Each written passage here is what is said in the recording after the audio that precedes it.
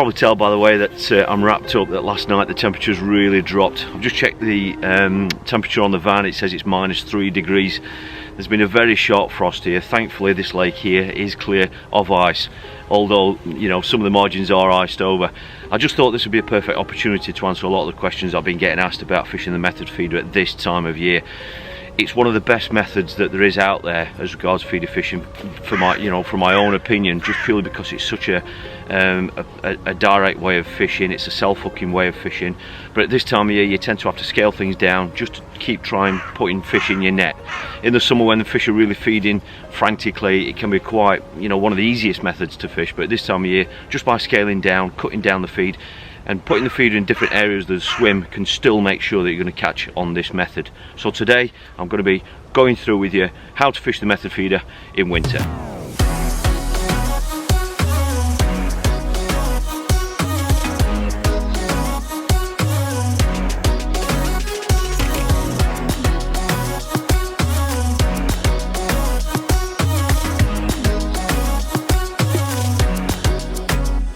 Now, as with most methods in fishing, it's not one single thing that's going to make the biggest difference to your fishing.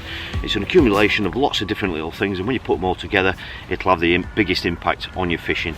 One of the key things you've got to remember at this time of year with all fishing is that the fish aren't swimming and moving around as much as what they are during the summer months. So if they're not moving around like they were, that means they're not burning energy, and if they're not burning energy, that quite simply means that they're not eating as much. It really is that simple. So that's why we need to be scaling back on the feed. No matter how you approach your peg or whatever method you're fishing, you need to just scale back.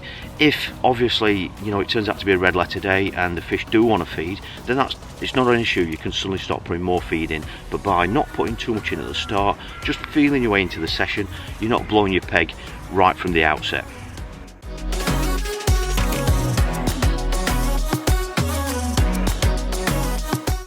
Now, tackle wise, I just kind of scale things down a little bit during winter. You want to be getting as many bites as you could possibly get, and sometimes just an extra 1 or 2 bites can result in 2 fish, and sometimes that can make a massive difference in winter. The kit that I use is very similar and virtually the same as what I use through the summer months, but that's because I use quite scaled down gear during the summer months as well. There are links to all this kit directly beneath this video if anyone is interested, but I'm just using today, I'm not casting a long way, so it's just a 3.3 meter XS Slim, 6 pound Horizon mainline, because that's, as far as I'm concerned, is all you need, and that's coupled with a nice 3000 reel. So everything's just kind of scaled back a little bit. I don't expect to be catching loads and loads of fish, and the fish that I do catch, I don't think they're going to be really big fish. But on days like today, if we can get this approach right, then you're not only going to be catching carp, which obviously is what you're hoping for on these sorts of venues, but skimmers and bream can be very, very important as well at this time of year. And if you get this approach just right, then you're going to be catching those skimmers and bream as well, which can obviously make a huge difference at the end of the match.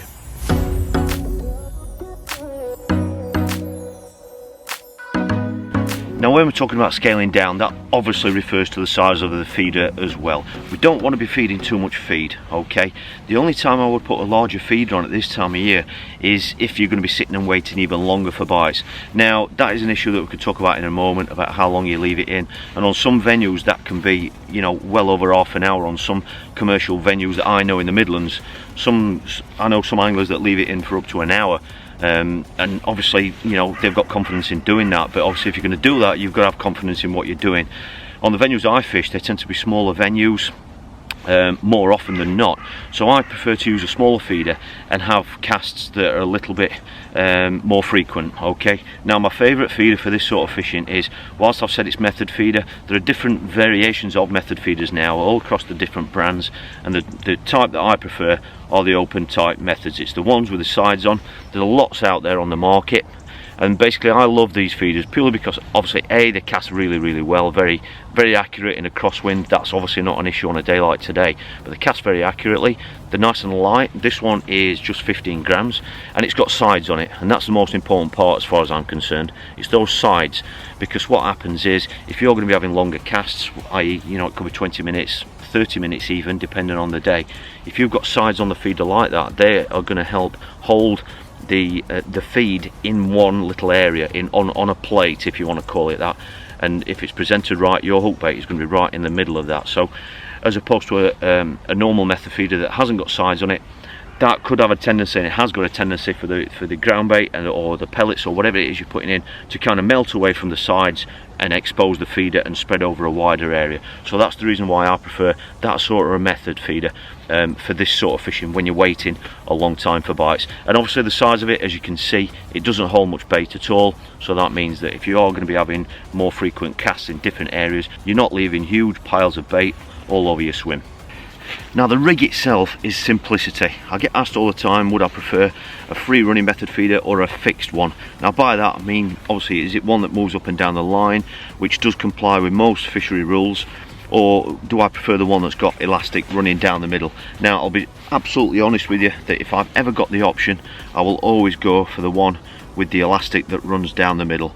I just think the hookup is better, because it's more fixed, so the fish can hook itself better against the weight of the feeder, because there's obviously no movement there. And I just think plain fish is better as well.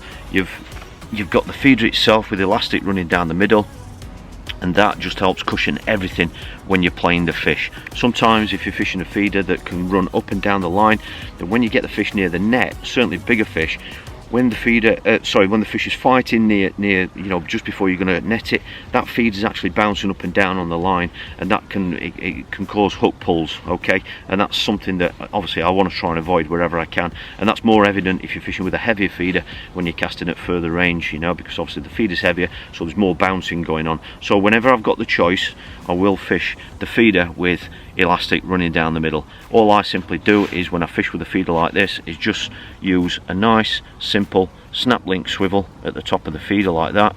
These feeders have got nice loops on them, okay, so you could actually, and you can, certainly when you're catching these, have these already set up with different hook lengths on, different hook baits already made up on your side tray, so that when you reel in, you just unclip the one that you've just fished with and quickly clip on with the snap link swivel the next feeder, and away you go.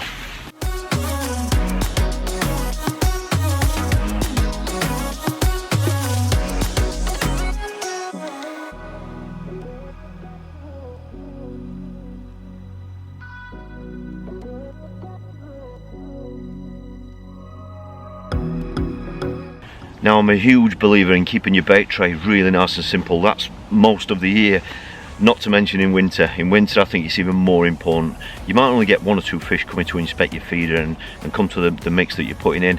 So I like to keep the options really nice and simple, purely because if a fish is going to come in and feed, you might only get one or two windows of opportunity in winter, and you want to be on the bait that the fish is going to be picking up, okay? So ground bait mix wise, I get asked about ground baits all the time, and I know it's a fascinating subject as well, certainly when you start delving into it. The best bit of advice I can give anybody about when they're selecting winter ground baits for this time of year on these types of venues is just go for a ground bait mix that's got the word or the letters F1 on the bag. Those sorts of mixes tend to be more suited to winter fishing. If you look at the mixes, there are different ones across the range. You know, the range of ground baits that are available in tackle shops, there are lots of different F1 mixes. If you go down that route, then in my opinion you can't go far wrong. The one I'm using today it's a nice dark F1. Most of them are very, very similar anyway. This is the Ringers F1 Sweet. That's the one that I've got the most confidence in at the moment. That's what I've been using. But there's a Bait Tech F1 version. I think there's a Sono as well, and there are probably others out there as well. So just with the name or the word F1 on the bag will give you a great starting point for a winter ground bait mix. Now this mix is dark, as you can see. Now usually I'd expect a venue like this at this time of year to be quite clear. The water starts to drop out, and obviously that usually means that the fishing's getting harder. On this occasion we've just had several, well, probably 2 or 3 weeks of absolute flooding. As you can see behind me, the lake here is very, very coloured, and this is not from the river, it's from runoff from the fields that surround this particular lake. So this is all a runoff. So whilst obviously it's winter, the water is very, very cold. It's not clear, okay? So on a day like today you might get away with a lighter coloured mix just purely because it's not clear, but I'm still sticking with this mix. You know, the nice sweet pellet flavour that this ground bait is made from, just in my opinion, is going to give me the best option and the best chance of catching a few fish. So What I've also got on my tray is, at this time of year, I like to have a mixture of ground bait and pellets. This is about 50-50, and obviously that's only a small batch. And what I like to do is put this in at least one area of the swim, and that's because I believe that at some stage within 5 hours the fish are going to have a little bit of a feeding spell. Admittedly, it might be later on in the match, right at the end. On some days they won't even have a window of feeding, but in my opinion most venues at some stage the fish will go on the feed, and that is why I like to feed something somewhere in the peg, even if it means you leave it alone until the last half an hour. I've got the very common and now staple dead red maggots. Fantastic bait. They will literally catch anything at any time of year, but more so in winter. So a single or a dead red maggot is very good when you're method feeder fishing. And then I've obviously got the selection that you can't really go fishing without these days on commercials, is a nice selection of wafters. In here I've got there's some dumbbell wafters in there, some all sorts, some washout ringer pellets, boilies in there, some wafters, and there's obviously some pellets there as well. A banded pellet can be great this time of year, certainly on that line where you're going to be feeding some micros.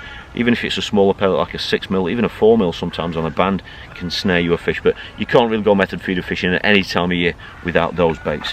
And that is it. The only other bait that I will mention is corn. Corn can be fantastic. It tends to work better on some venues than others, and certainly when the water clarity drops it can be really good as well. So I haven't got that today, just purely because I wanted to keep the options nice and simple, but corn is definitely one that you shouldn't be going to matches without.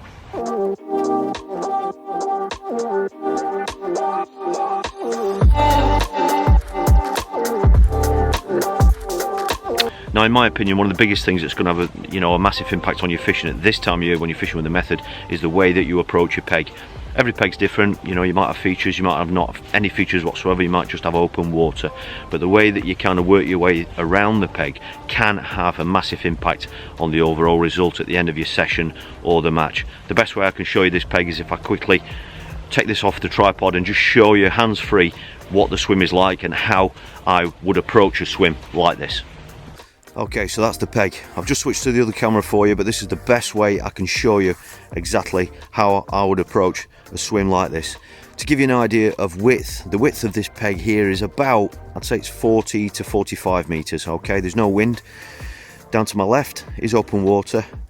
Now, obviously, on a day like this, there aren't many anglers down there as you can expect, but in a match, if we said this was a match scenario, there would be anglers all the way down there. Okay, so I've got 45 meters ish to the other bank, and then to my right, what I have got, this is all open water, but what I have got to the right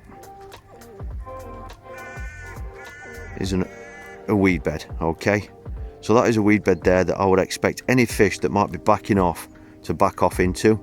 All right, so an ideal scenario for this sort of game would be to probably start short, so you could start with a feeder at about 10 meters, start at about 10 meters, and on days like this fish can often back off. All right, so by starting straight in front of me, I wouldn't go to my left because in a match there would be anglers there. Okay, so they'd all be casting out, so I've got open water here straight in front of me, and then obviously I've got this reed bed round to my right. Now if we're going to hook any fish here, if I was to start say here for example and the fish back off, I can then go say 2 meters past that again and chase him out and try and catch another fish. I can then, obviously I've still got the option of going another 2 meters, and then I've got an option of going another 2 meters, and that's a perfect scenario where you can actually chase the fish out, and by starting nice and short, say I don't know 10 meters, you've still got loads and loads of water to go out. If I was to start right out here halfway or 3/4, then obviously you're limiting how far you can actually chase the fish out. And if you are catching fish there, the chances of them coming closer to you is quite rare because you'll have been playing fish back through this area. Okay, the then next option after that is then I've got all this water to the right to explore, and if fish are going to back off, quite often they're going to back off to cover. Okay, so if they are going to back off, I've still got all this unexplored area over towards this reed bed where I can chase fish to later on in the session. And as we know, on commercial waters, quite often the fish come in close. Even in winter, they can come in close later on in the session, so I've got a bit of a margin with a bit of cover here to my left, and I've got obviously some space to my right as well with a little bit of cover that I can target later on in the session. So it's just about thinking about what your next step is going to be. Well, I haven't seen any fish rising at all, so all I'm going to start on I've got a size 16 hook, single dead red maggot. I'm just going to kick off with ground bait. So it's just some ground bait in the feeder, lay the maggot in just in the middle, and then lightly press that in. It's not very deep here anyway, so that should stay intact for the cast. And I'm going to start off at about 10 meters and just see what reaction we get.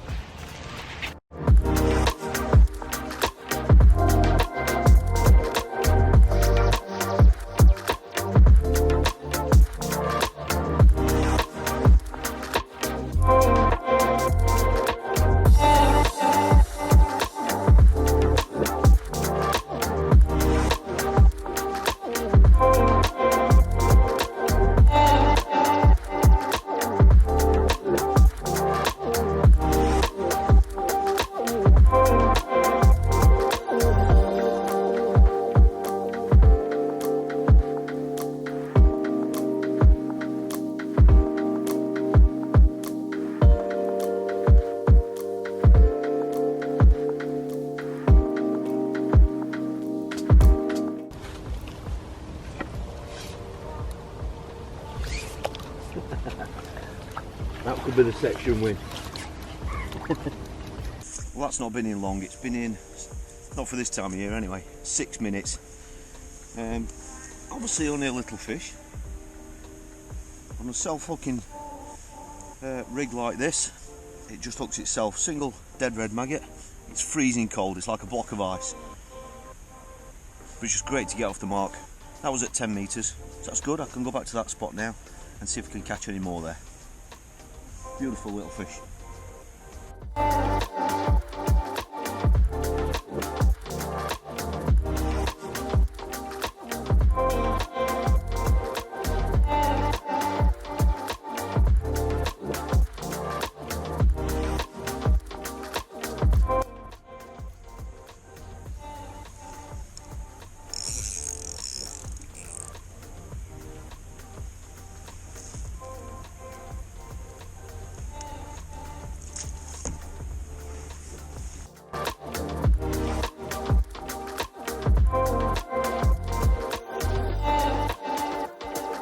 Well, this has been probably one of the coldest days you're ever going to come across.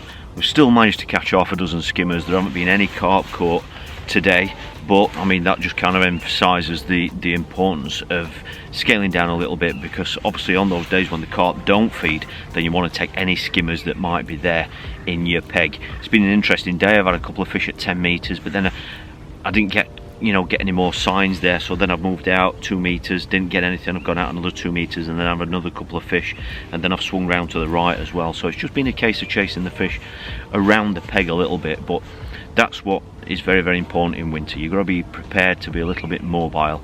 None of this kind of old school clip up, keep hitting that same spot and eventually they'll come. It just doesn't seem to work on commercials these days, so quite often you've got to go looking for fish. Fish ball up in winter, and if you happen to arrive and decide to fish and bang on the right spot where the fish stay all day, then great, happy days, just carry on doing what you're doing. But on those days when you're not catching, you've got to be prepared to take the clip off and just have a cast around the swim and just look for a ball of fish. Well, I hope you've enjoyed this little insight into how we tackle venues like this at this time of year. As always, if you've got any further or more detailed questions, then please comment below and I'll do my very best to help you out. I'm going to be heading out to more venues like this winter, but ones where there aren't quite so many small fish, ones where you are only targeting big carp. So it's a similar approach, but it is different because you're using bigger baits and you're only targeting bigger fish. So if you don't want to miss out on any videos like that, then please hit subscribe just there. If you've enjoyed this video, please give it a like, and if you'd like to see more tuition coaching style videos, then you might want to check out my other channel, Patron TV, at the link just there and the web address in the bottom corner. So thanks for watching, hope you've enjoyed it, and as always, I'll see you all next week.